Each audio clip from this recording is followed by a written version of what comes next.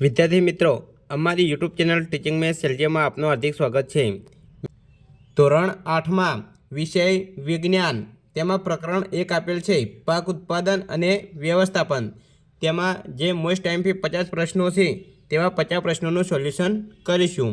મિત્રો, આ પ્રશ્નો એવા છે જે અવારનવાર એનએમએમએસની પરીક્ષા હોય, જ્ઞાન સાધના હોય જેવી પરીક્ષામાં પ્રશ્નો પૂછાતા હોય છે તથા કોમ્પિટિટિવ એક્ઝામ એટલે કે જે સ્પર્ધાત્મક પરીક્ષા હોય છે તેમાં પણ અહીં પ્રશ્નો પૂછાતા હોય છે। તો તેવા પ્રશ્નોનું આજે આપણે સોલ્યુશન કરીશું।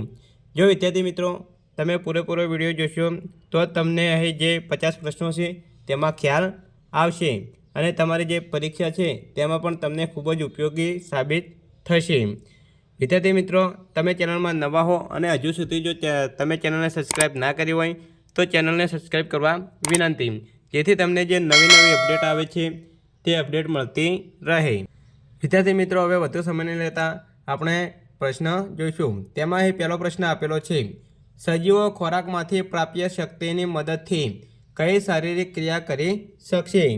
તો જવાબ આવશે ડી, આપેલ તમામ, એટલે કે પાચન, શ્વસન અને ઉત્સર્જન ત્રણ ક્રિયા કરી શકે છે। બીજો પ્રશ્ન, આપણા ખોરાકના મુખ્ય સ્ત્રોત નીચે પૈકી કયા છે? તો જવાબ આવશે સી, વનસ્પતિ અને પ્રાણી બંને। 3, વિશાળ જનસમુદાયને ખોરાક પ્રાપ્ત કરાવવા નીચેનામાંથી કયા તબક્કા જરૂરી છે? તો જવાબ આવશે ડી, આપેલ તમામ, નિયમિત ઉત્પાદન, યોગ્ય વ્યવસ્થાપન અને વિતરણ, આ આપેલ તમામ તબક્કા જરૂરી છે। 4, અરવિંદભાઈએ પોતાના ખેતરમાં વિશાળ માત્રામાં એક જ પ્રકારના છોડ ઉછેર્યા છે, તો તેના વિશે તમે શું કહીશો? તો જવાબ આવશે બી, પાક મેળવવા માટે। 5, આપણા દેશના જુદા જુદા ભાગોમાં વિવિધ પ્રકારના છોડ ઉછેરવામાં આવે છે, નીચે પૈકી કયું તારણ વધુ યોગ્ય હશે? અહીં 2 તારણ આપેલા છે, તેમાં એક, ભારત દેશની ભૌગોલિકતા અલગ અલગ છે। બીજું તારણ આપેલું છે કે તાપમાન, ભેજ, વરસાદ જેવી વાતાવરણીય પરિસ્થિતિ એક ક્ષેત્રથી બીજા ક્ષેત્રમાં ભિન્ન હોય છે। તો જવાબ આવશે સી, વિધાન 1 અને 2 બંને સાચા છે। 6, હનીએ વરસાદની ઋતુમાં ખેતરે જઈને જોયું તો નીચેનામાંથી કયો પાક જોવા મળ્યો હશે? તો વિદ્યાર્થી મિત્રો, જવાબ આવશે એ, ડાંગર। અહીં વરસાદની ઋતુ એટલે કે વરસાદની ઋતુમાં ખરીફ પાક લેવામાં આવે છે અને આપેલ 4 ઓપ્શન છે તેમાં ખરીફ પાક ડાંગર છે। 7, વરસાદની ઋતુમાં રોપવામાં આવતા પાકને ખાલી જગ્યા કહેવાય છે, તો જવાબ આવશે એ, ખરીફ પાક। 8, નીચેનામાંથી કયો રવિ પાક નથી? રવિ પાક એટલે કે જે શિયાળાની ઋતુમાં લેવામાં આવે છે તેને રવિ પાક કહે છે, તો જવાબ આવશે ડી, મકાઈ એ રવિ પાક નથી। 9, નીચેનામાંથી કયો ખરીફ પાક નથી? તો જવાબ આવશે ડી, ઘઉં એ ખરીફ પાક નથી। 10, ખરીફ પાક માટેનો સમયગાળો જણાવો? તો જવાબ આવશે સી, જૂનથી સપ્ટેમ્બર, જે ચોમાસાની ઋતુમાં લેવામાં આવે છે। 11, શિયાળાની ઋતુમાં રોપવામાં આવતા પાકને ખાલી જગ્યા કહે છે? જવાબ આવશે સી, રવિ પાક। 12, રવિ પાક માટેનો સમયગાળો જણાવો? જવાબ આવશે એ, ઓક્ટોબરથી માર્ચ। 13, પાક ઉત્પાદનની મૂળભૂત પદ્ધતિઓ પૈકી કઈ સાચી નથી? તો જવાબ આવશે બી, અનાજ વિતરણ એ સાચી નથી। 14, નીચેનામાંથી ખેત પદ્ધતિમાં કોનો સમાવેશ થાય છે? તો જવાબ આવશે ડી, આપેલ તમામ, રોપણી, લણણી અને સંગ્રહ આપેલ તમામનો સમાવેશ થાય છે। 15, માટીને ઉલટાવીને પોચી બનાવવી એ ખેતીનું મહત્વપૂર્ણ કાર્ય છે, શા માટે? તો એ જવાબ આવશે ડી, આપેલ તમામ, તો એ જે આપેલ તમામ એ બી સી 3 જે કાર્ય આપેલા છે તે મહત્વપૂર્ણ છે। 16, કર્ણએ જોયું કે તેના પિતા ખેત ઓજારની મદદથી જમીનને ઉપર નીચે કરી રહ્યા હતા, આ ક્રિયાને શું કહેવાય? તો જવાબ આવશે એ, ખેડાણ। 17, ખેતરને શાની મદદથી સમથળ કરવામાં આવે છે?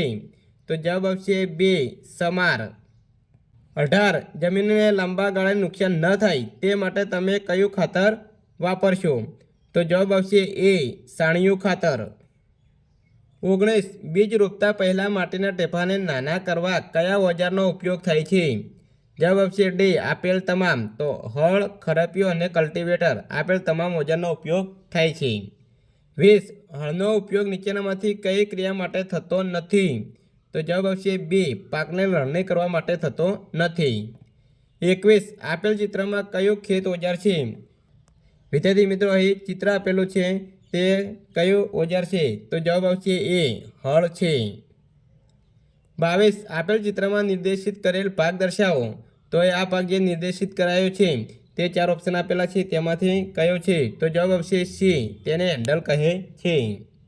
23 વાવણી માટે તમે કેવા પ્રકારના બીજની પસંદગી કરશો? અહીં 2 ઓપ્શન આપેલા છે, એક ગુણવત્તાયુક્ત બીજ અને બીજો ક્ષતિયુક્ત બીજ. તો જવાબ આવશે એ ફક્ત એક એટલે કે ગુણવત્તાયુક્ત બીજની પસંદગી કરીશું. 24 નીચેનામાંથી શામાં અનાજનો સંગ્રહ ન કરી શકાય?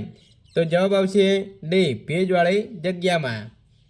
25 સ્વસ્થ બીજ અને ક્ષતિગ્રસ્ત બીજને ઝડપથી અલગ કરવા કઈ પદ્ધતિ યોગ્ય ગણાય? તો જવાબ આવશે સી પાણીમાં નાખીને. 26 કુદરતી ખાતર કૃત્રિમ ખાતર કરતાં વધુ યોગ્ય ગણાય છે. આ માટે સાચું વિધાન પસંદ કરો. અહીં 2 વિધાન આપેલા છે. કુદરતી ખાતર એક પ્રાકૃતિક પદાર્થ છે. બીજું કુદરતી ખાતરથી જમીનને ભરપૂર માત્રામાં સેન્દ્રિય પદાર્થો પ્રાપ્ત થાય છે. 2 વિધાન આપેલા છે એમાંથી સાચું વિધાન પસંદ કરવાનું છે. તો જવાબ આવશે સી વિધાન 1 અને 2 બંને સાચા છે. 27 નીચેનામાંથી કયું કૃત્રિમ ખાતર નથી?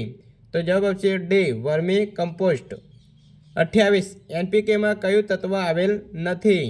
તો જવાબ આવશે બી કેલ્શિયમ. 29 નીચેના વિધાનો માટે કયો વિકલ્પ સાચો છે? 2 વિધાન આપેલા છે. 1 કૃત્રિમ ખાતરમાં ભરપૂર પ્રમાણમાં સેન્દ્રિય પદાર્થો હોય છે. 2 કુદરતી ખાતરથી જમીનને સેન્દ્રિય પદાર્થો મળતા નથી. તો જવાબ આવશે ડી વિધાન 1 અને 2 બંને ખોટા છે. 30 જૈવિક ખાતરને કૃત્રિમ ખાતરની તુલનામાં સારું ગણી શકાય છે. આ માટે નીચેનામાંથી શું બંધ બેસતું નથી? જવાબ આવશે ડી જૈવિક ખાતર જમીનના બંધારણમાં સુધારો કરે છે. આ બંધ બેસતું નથી. 31 કૃત્રિમ ખાતરનું ઉત્પાદન ક્યાં કરવામાં આવે છે? તો જવાબ આવશે સી કારખાનામાં. 32 સમયાંતરે ખેતરમાં પાણી પૂરું પાડવાની ક્રિયાને ખાલી જગ્યા કહે છે. તો જવાબ આવશે એ સિંચાઈ. 33 સિંચાઈ માટે નીચેના વિધાનો ધ્યાનમાં લેતા કયો વિકલ્પ સાચો છે? 1 સિંચાઈનો સમય અને માત્રા દરેક પાક, જમીન અને ઋતુ મુજબ અલગ અલગ હોય છે. વિધાન 2 ઉનાળામાં પાણી આપવાની માત્રા વધારે હોય છે. તો જવાબ આવશે સી વિધાન 1 અને 2 બંને સાચા છે. 34 નીચે પૈકી કયો સિંચાઈનો સ્ત્રોત નથી? તો જવાબ આવશે બી દરિયો. 35 નીચેનામાંથી સિંચાઈ માટેની પરંપરાગત પદ્ધતિ કઈ નથી? જવાબ આવશે એ ટપક. 36 પાણીનો વધુ બગાડ ન થાય તે માટે તમે કઈ સિંચાઈ પદ્ધતિને યોગ્ય ગણશો? જવાબ આપશે ડી ફુવારા પદ્ધતિ. 37 નીચેનામાંથી કઈ પરિસ્થિતિ માટે ફુવારા પદ્ધતિનો ઉપયોગ વધુ યોગ્ય ગણાશે? જવાબ આપશે ડી આપેલ તમામ માટે. અસમતલ ભૂમિ હોય, પાણી ઓછી માત્રામાં હાજર હોય ત્યાં અને રેતાળ જમીન હોય ત્યાં આપેલ તમામ માટે ફુવારા પદ્ધતિનો ઉપયોગ વધુ યોગ્ય છે. 38 જાનકીએ જોયું તો મોહનના ખેતરમાં પાણી ટીમ્પે ટીમ્પે છોડના મૂળમાં પડતું હતું. આ માટેની પદ્ધતિ નીચેનામાંથી કઈ હોઈ શકે? જવાબ આવશે બી ટપક પદ્ધતિ. 39 ટપક સિંચાઈ પદ્ધતિ માટે નીચેના વિધાનોમાંથી શું ખોટું છે? તો જવાબ આવશે સી આ પદ્ધતિમાં પાણીનો વ્યય થાય છે. 40 સાયા અને માયા ખેતરે ગયા ત્યાં જોયું તો પાકની સાથે બીજી કેટલીક વનસ્પતિ કુદરતી રીતે ઉગી નીકળી છે. તેને તમે શું કહેશો? તો જવાબ આવશે એ નિંદણ. 41 પાક સાથે ઉગી નીકળતી બિનજરૂરી વનસ્પતિને દૂર કરવાની પદ્ધતિને શું કહે છે? જવાબ આવશે બી નિંદામણ. 42 નિંદણ દૂર કરવું આવશ્યક છે કારણ કે એ તે પાકને મળતા પોષક દ્રવ્યો તેમજ પાણીમાં ભાગ પડાવે છે. 43 નિંદણને દૂર કરવા માટે વપરાતા રસાયણોને ખાલી જગ્યા કહે છે. તો જવાબ આવશે એ નિંદણનાશક. 44 રમેશભાઈ ખેતરમાં નિંદણનાશકનો છંટકાવ કરવાના છે તે માટે તમે તેમને શું સલાહ આપશો? તો જવાબ આવશે એ છંટકાવ કરતી વખતે મુખ તેમજ નાક કપડાથી ઢાંકી દેવું જોઈએ. 45 લણણી ક્યારે કરવી જોઈએ? તો જવાબ આવશે એ પાક પૂર્ણ પરિપક્વ થઈ જાય ત્યારે. 47 લણણી કરવા માટે શાનો ઉપયોગ થાય છે? તો જવાબ આવશે સી હાર્વેસ્ટર. 47 કાપવામાં આવેલ પાકમાંથી દાણાઓને ભૂંસામાંથી અલગ કરવાની પ્રક્રિયાને શું કહે છે? જવાબ આવશે એ થ્રેશિંગ. 48 લણણી ઋતુ સાથે નીચેનામાંથી કયા ઉત્સવ સાથે જોડાયેલ નથી? જવાબ આવશે ડી ક્રિસમસ ઉત્તરાયણ. 49 સંગ્રહ કરતાં પહેલાં બીજને તાપમાં સૂકવવા જરૂરી છે. જો આમ ન કરવામાં આવે તો? જવાબ આવશે ડી આપેલ તમામ એટલે કે એ બી સી તેની બગડવાની શક્યતાઓ વધી જાય છે, સૂક્ષ્મજીવો દ્વારા નષ્ટ થવાની શક્યતાઓ છે, અને સી બીજાણુકરણ ક્ષમતા ગુમાવવાની ક્ષમતા થઈ શકે. 50 રોશનીએ તેની મમ્મીને ચણાના કેટલાક દાણાને વાસણમાં રાખી તેમાં પાણી ઉમેરતા જોઈ. થોડી મિનિટ પછી કેટલાક બીજ પાણી પર તરવા લાગ્યા. રોશનીને આશ્ચર્ય થયું કે આવું શા માટે થયું? તમારું મંતવ્ય જણાવો. તો વિદ્યાર્થી મિત્રો જવાબ આવશે બી બીજ ક્ષતિગ્રસ્ત હશે એટલા માટે પાણી ઉપર તરતા હશે. વિદ્યાર્થી મિત્રો અહીં ધોરણ 8 વિષય વિજ્ઞાન પ્રકરણ 1 પાક ઉત્પાદન અને વ્યવસ્થાપન જેમાં મોસ્ટ આઈએમપી 50 પ્રશ્નો કહી શકાય તેવા 50 પ્રશ્નોનું સોલ્યુશન કર્યું છે. હવે નેક્સ્ટ બીજો ભાગ બનાવીશું તેમાં પ્રકરણ 2ના પ્રશ્નોનું સોલ્યુશન કરીશું. જો વિદ્યાર્થી મિત્રો તમને વિડીયો સારો લાગ્યો હોય તો લાઈક કરો, શેર કરો અને સબસ્ક્રાઈબ કરો. Thank you.